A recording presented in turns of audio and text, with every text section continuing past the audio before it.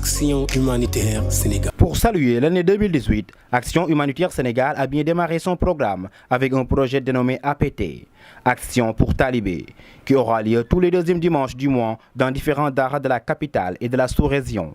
Pour le premier numéro, ASS a choisi le dara Cheikh Ahmed Tidiane Chérif, avec comme activité petit déjeuner pour les talibés, consultations et soins médicaux, distribution des dons, de vêtements, de chaussures et des produits hygiéniques, désinfection du dara et enfin un repas solidaire.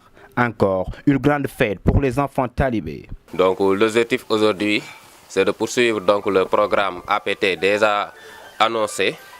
Donc pour ce programme, chaque deuxième dimanche du mois, dañuy dem ci benn daara. Le dara Cheikh Ahmed Tidiane Chérif était impatient d'accueillir les membres d'AHS, car à chaque fois, c'est les bonnes actions qui se répètent. Il est 10 heures, c'est le moment du petit déjeuner. Chaque talibé commande du pain et du café. Ñu ngi ko war a démarrer au niveau du dara de Oustaz Sagnan. Tàggoowul bi muy ñëw xamul sax fi muy dem. Après avoir constaté que les enfants ont bien retenu les techniques de lavage des mains, la commission santé d'ASS est encore revenue sur les techniques. Juste pour un rappel, certains talibés qui avaient des petites blessures étaient soignés immédiatement. La mission du commission santé se termine pour cette journée après la désinfection du dara. Seynabou Diop. Ñun la waa commission santé bu Action Humanitaire Sénégal ñun dañoo ñëw def suñu contribution ci journée tey bi APT Action pour Dara.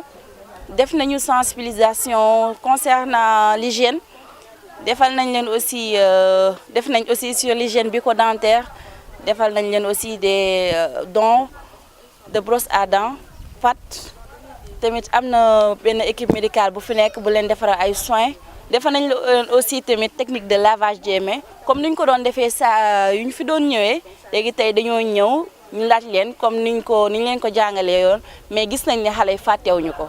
Peut-être am na ay quelques détails mais la plupart fàttewuñu technique lavage des mains bi yëpp respecté nañ ko léegi ñun dañ ñëwaat rek ñu renforcer quelques détails daal bon loolu daal lañ ci def en gros. Toujours avec ses partenaires, ASS reçoit souvent des conteneurs venant de l'Europe au profit des enfants. Cette fois-ci, sous la présence de M. Raymond et Béatrice, les enfants talibés ont bénéficié chacun de beaux maillots et blousons ainsi que des chaussures. Jacqueline Awadjawara est revenue sur les détails. Voilà, Action Humanitaire Sénégal, dañuy def chaque deuxième dimanche du mois dañuy def programme APT ñu ngi ko tuddee Action pour Talibé.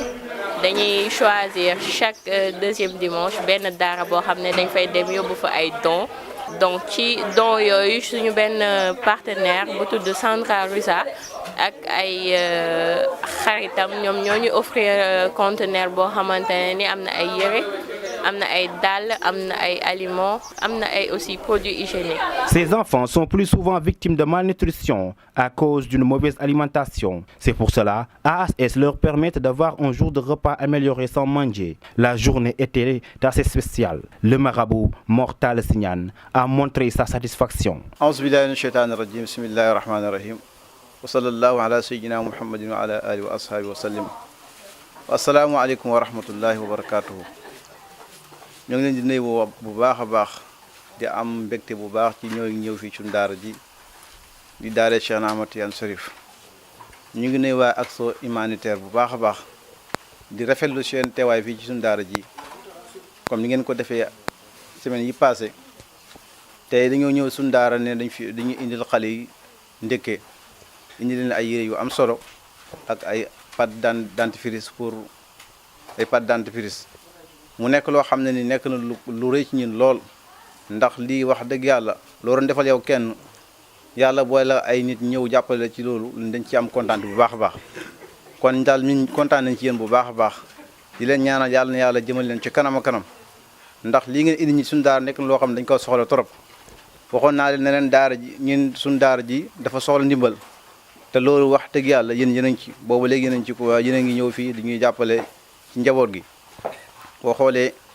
xale ñoom ñu ngi nii toog ñun ñoo nekk ñoom ci daara ji tey da ngeen a ñëw fii indi ni loo xam ne dañ ko soxla trop mooy lu mel ne ay yére xam ngeen ne xale yi dañoo soxla ay yére te yére yi ñun ñooy amuñ kenn ku ñu ci jàppale ñun ñooy làmm suñu poos def suñuy pexe ba kenn ku ne ñi lay solo ay yére kon tey bi ngeen ñëwee di ñu jàppale ci loolu dañ ci kontaan bu baax di leen ñaan yàlla ngeen jëm ci kanam a kanam ndax ñun daal bëgg nañ bu baax a baax nda boo xoolee yére yu weex yi ñu sol ni ay mbokk yu mel ni ñoo fi ñëwoon jamono tabaski ñoom ñoo leen solo yére tabaski yi ba ñoom ñëpp ku ne am na ab yéreem yéen tey bi nga ñëwee doolee ko ci kon dañu leen wax ne yéen moom ñoo ko yéen la incha allah te waxoon naa leen daara ji képp koo xam ne yaa ngi fi ñëw di fi def sa benn dërëm wala loo fi mën a indi pour xale yi incha allah ci kanam nga jëm ndax duñu dañ di la ñaanal yàlla fu ñu toll dañ lay ñaanal incha allah ba li ngeen bëgg seen association bi yàlla defal leen lu koy seen jot ci barke Yonent bi sallallahu alayhi wa sallam loolu daal lañu amoon luñ ciy sànni. salaamaaleykum wa rahmatulah. bul xool li mu bëgg ba doo def li gën ci moom dëgg bul ko sëgg yaay waajur te mooy sa doom bu ko réewal bu ko fuuyal bu ko ba muy génn. Nous représentons l'association SOS Enfants Mendiants du Sénégal. Nous sommes ici à la recherche de partenaires qui sont actifs sur le terrain et qui viennent en aide aux enfants mendiants, aux talibés. Et donc c'est la raison de notre visite, de partager le travail que fait Action Humanitaire Sénégal auprès de ces enfants et de voir dans quelle mesure nous pouvons contribuer à leur action.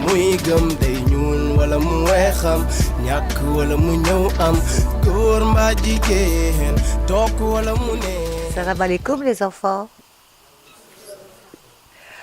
Alors je m'appelle Béa et je viens de la Belgique qui est un petit pays à côté de la France. Si je suis ici, c'est parce qu'avec Raymond, qui est là, nous venons ici pour vous aider, vous les talibés, à ce que vos conditions soient meilleures. Donc, j'aime beaucoup les talibés. Les talibés sont mes amis depuis très longtemps. Et je suis très contente de vous rencontrer aujourd'hui. C'est un vrai plaisir. Un burger. Vous êtes dans mon cœur. Tous les talibés sont dans mon cœur. Djeradjef.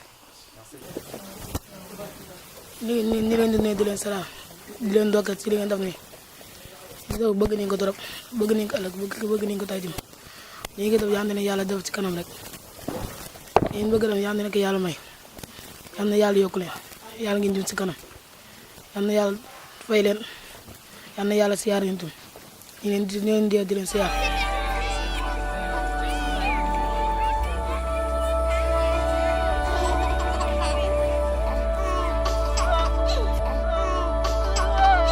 Gowul bi muy ñëw xamul sax fi muy dem tànnul koy doon papa mag yaay mag lu muy gëm.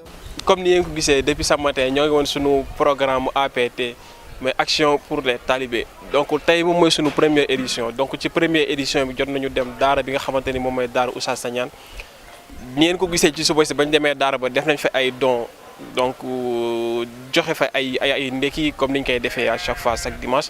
jox nañ xale yi ay ndékki defal leen ay dons de vêtements ay chaussures et tout dafa en même temps xale li nga xamante ni moom mooy ay soins donc joxe nañ fa tamit ay añ donc loolu noonu moom moo nekkoon suñu journée bi ñu àndoon si nag ak suñuy partenaires. di remercier en même temps membre action humanitaire yi donc depuis ça fait 3 jours ngi ñu nekk si di liggéey et tout pour journée bi donc vraiment mention spéciale à ñoom donc di remercier en même temps aussi waa chargé des missions commission boobu waa chargé des missions donc ñoom.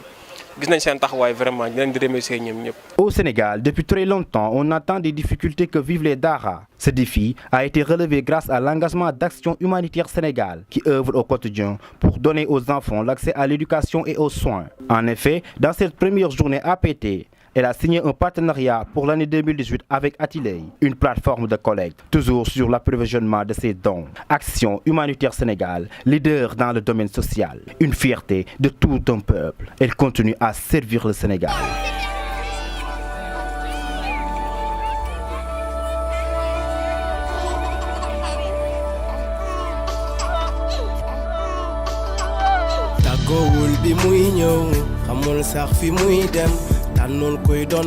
Action Humanitaire Sénégal.